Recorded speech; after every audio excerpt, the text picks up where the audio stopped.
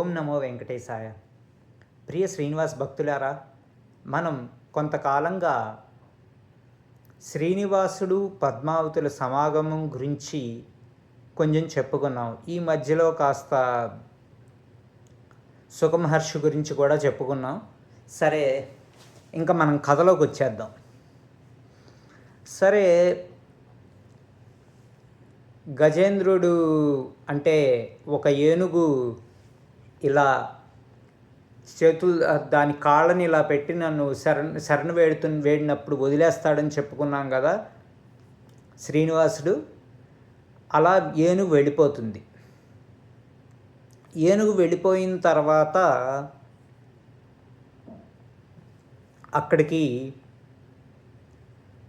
నారదుల వారు వస్తారు. ఆయన ఎలా వస్తారయ్యా అంటే ఒక బ్రాహ్మణ వేషంలో వస్తారు. ఆయన్ని చూసి ఒక్కసారిగా పద్మావతి భయపడిపోతుంది, ఎవరో ఈయన అని. అప్పుడు ఆయన అంటారు, అమ్మా, నేను నీకు తండ్రి లాంటి వాడిని, నువ్వేం కంగారు పడకు, ఇదిగో ఒకసారి నీ చెయ్యి ఇవ్వమ్మా అని చెప్పి జాతకం చెప్పడానికని చెయ్యి చూస్తాడు. ఆయన ఏంటంటే ఈ కార్యానికి నాంది పలకాలి, వీళ్ళిద్దరికీ వివాహం చెయ్యాలి అని చెప్పి ఆయన సంకల్పిస్తాడు. చాలా వాటిల్లో మన నారదుడిని ఒక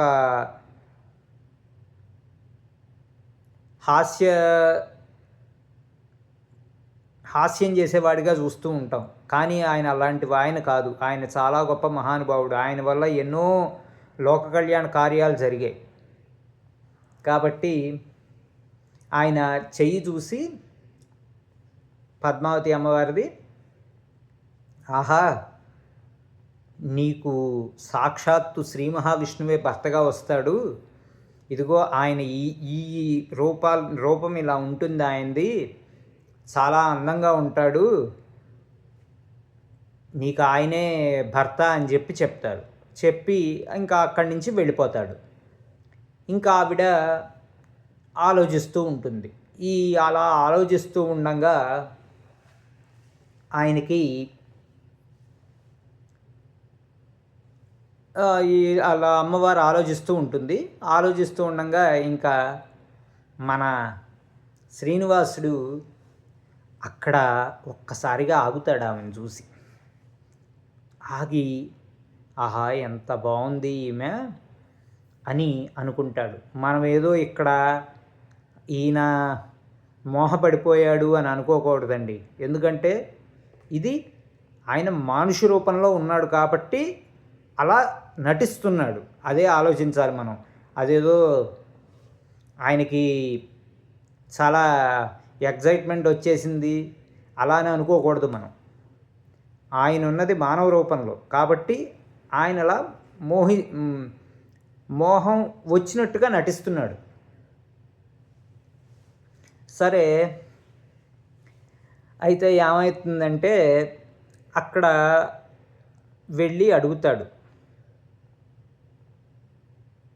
ఈ అమ్మ పేరేంటని అడుగుతాడు అమ్మని.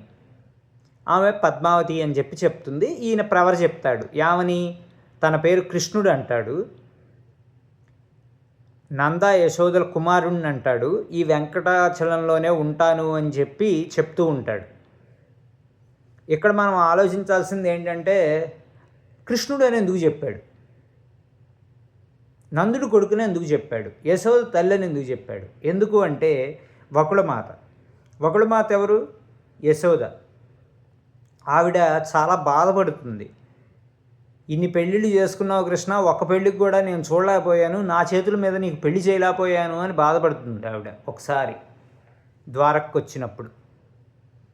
అప్పుడు, అమ్మా, ఇప్పుడిప్పుడే నీ కోరిక తీరదు, 28వ కలియుగం నాటికి నీ కోరిక తీరుతుంది. అంటే 28వ కలియుగం అంటే ఇప్పుడు నడుస్తున్న కలియుగం మనకి.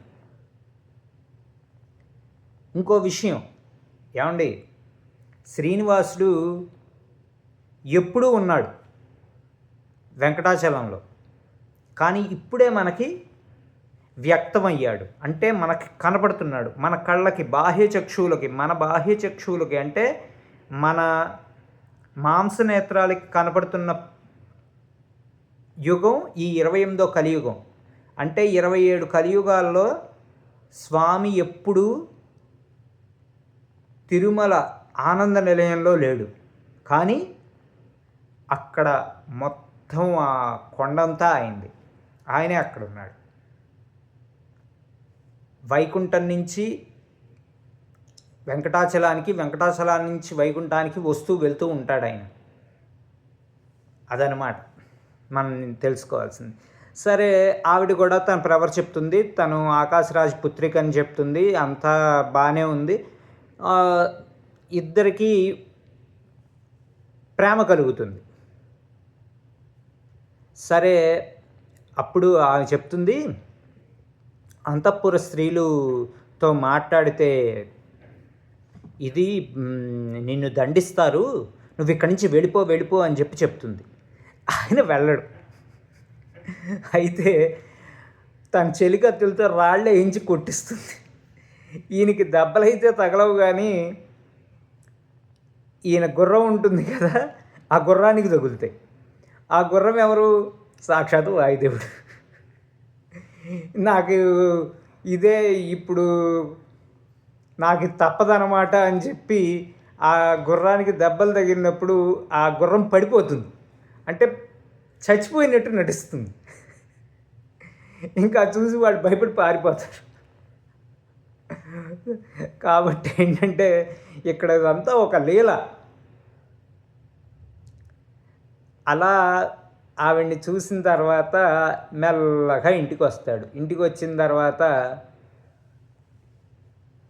అడుగుతుంది వకుళ మాత, ఏమయ్యా కాస్త తినవయ్యా తండ్రి శ్రీనివాస అంటే, నేను తిన్నా అంటాడు.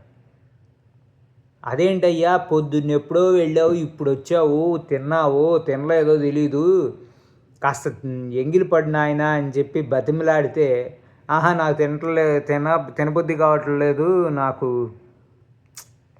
మనసులో లేదు అని చెప్పి మనం మనుషుల్లాగా అనమాట. ఇప్పుడు మనకి సినిమాల్లో ఉంటుంది కదండి, నిద్ర ఉండదు, ఆకలి ఉండదు, ప్రేమ కలిగితే అని, అలాగా నటిస్తున్నాడు ఆయన.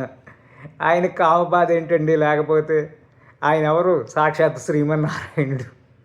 ఆయనకి బాధ ఉంటుందా? అస్సలు ఉండదు. ఇంకా అడుగుతుంది, ఏమయ్యా నీకేమైనా దెయ్యాలు పిశాచాలు ఏమైనా పట్టాయంటే,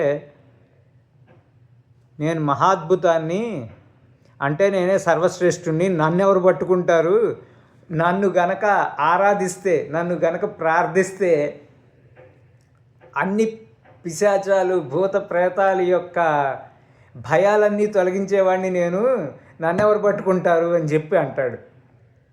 సరే, అలా బతిమలాడించుకొని హరికి చెప్తాడు. ఏమని? నేను ఇలా పద్మావతి అని ఒక ఆవిడ్ని చూశాను, ఆమె నాకు నచ్చింది, ఆమెను నేను పెళ్లి చేసుకోవాలనుకుంటున్నాను అని చెప్పి విషయం బయటపెడతాడు. సరే, ఇప్పుడు ఈ పద్మావతి ఎవరు తెలియాలిగా.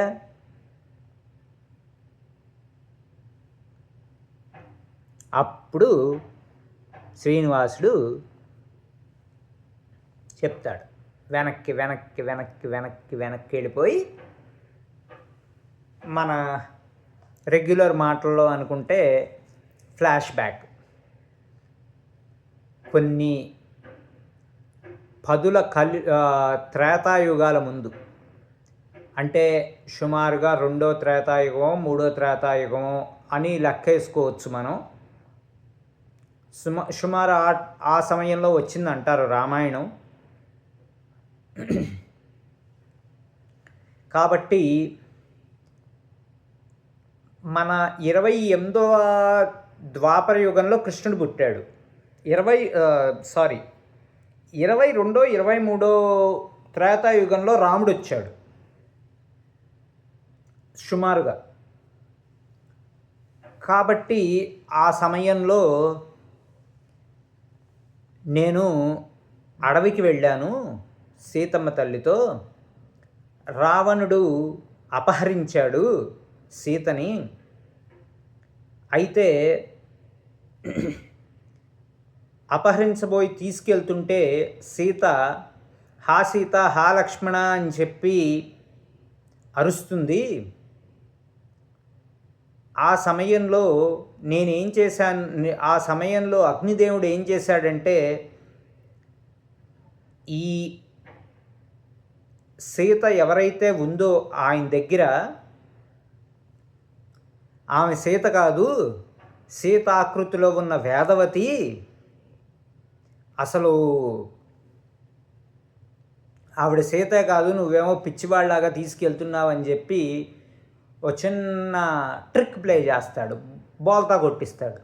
ఓహో నేను తీసుకెళ్తుంది సీతను కాదా అని చెప్పి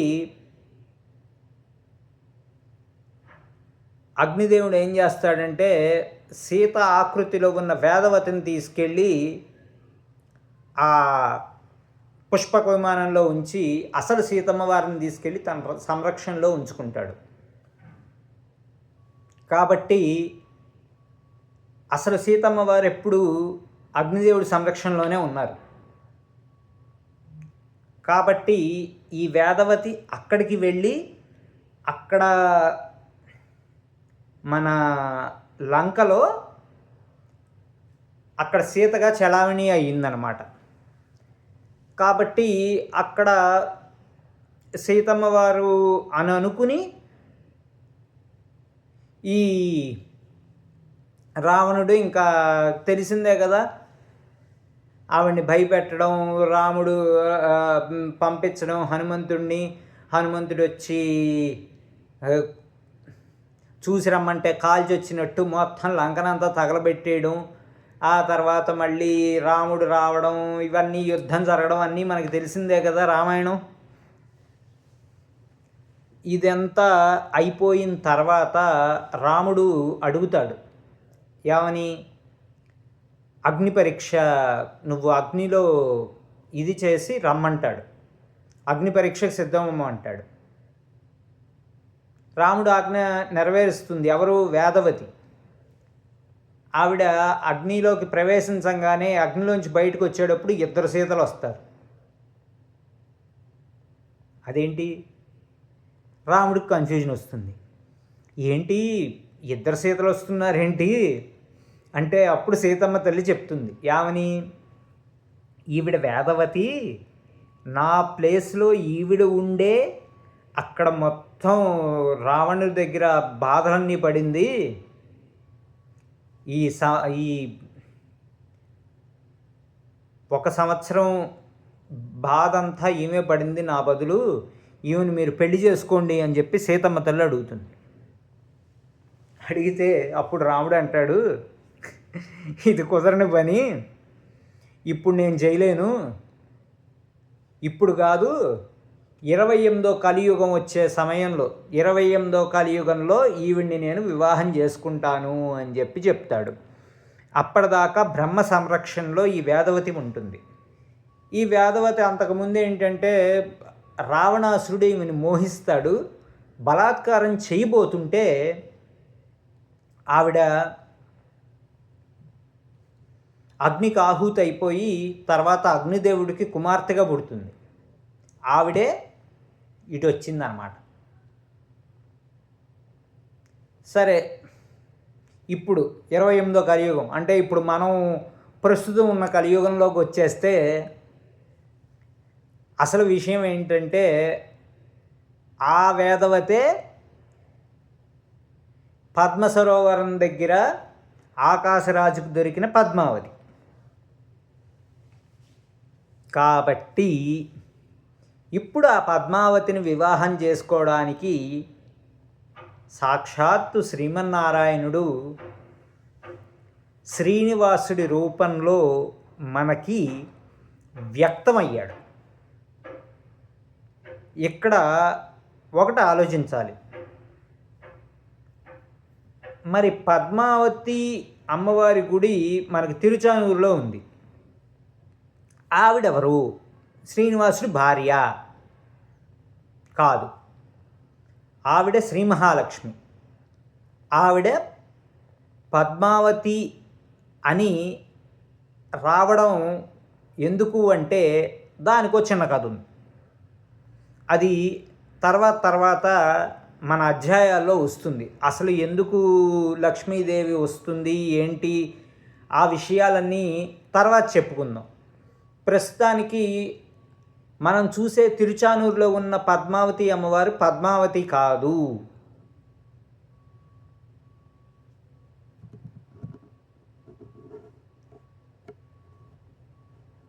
మరియు మనం నారాయణవనం వెళ్ళినప్పుడు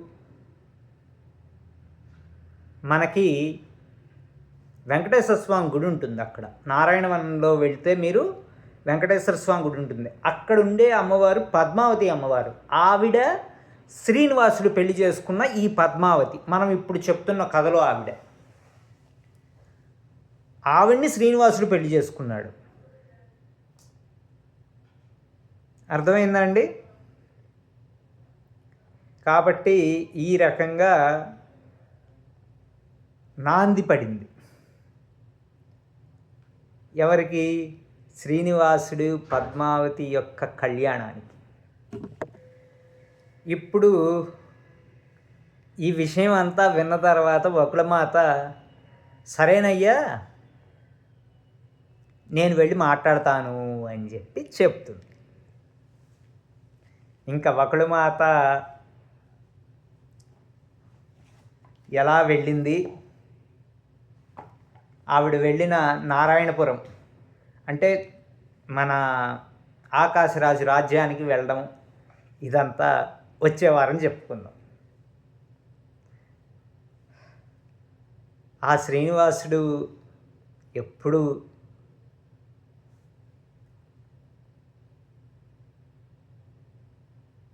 అంతే, కొన్నిసార్లు మాటలు కూడా రావు.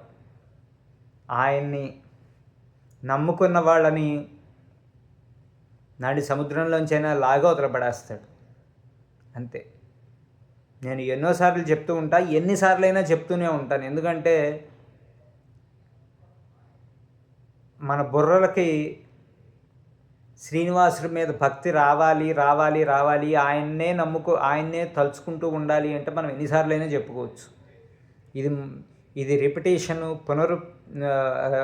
మళ్ళీ చెప్తున్నాను అని అనుకోకండి. ఆయన్ని ఎప్పుడు చెప్తూ ఉంటే ఆయన గురించి ఏది చేసినా సరే, తలుచుకుంటూ ఉన్నా సరే, ఆయన నిరంతరం తలుచుకుంటూ ఉంటే ఉండే ఆనందం కొన్ని కోట్లు వచ్చినా రాదు. అందుకనే ఆ ఆనంద నిలయ దివ్య విమానంలో ఉన్న ఆ శ్రీనివాస పరమాత్ముడికి నమస్కారాలు సమర్పిస్తూ ఈ వారం సెలవు తీసుకుంటున్నాను. ఓం నమో వెంకటేశాయ. గోవిందా గోవిందా గోవిందా. వచ్చే వారం కలుద్దాం.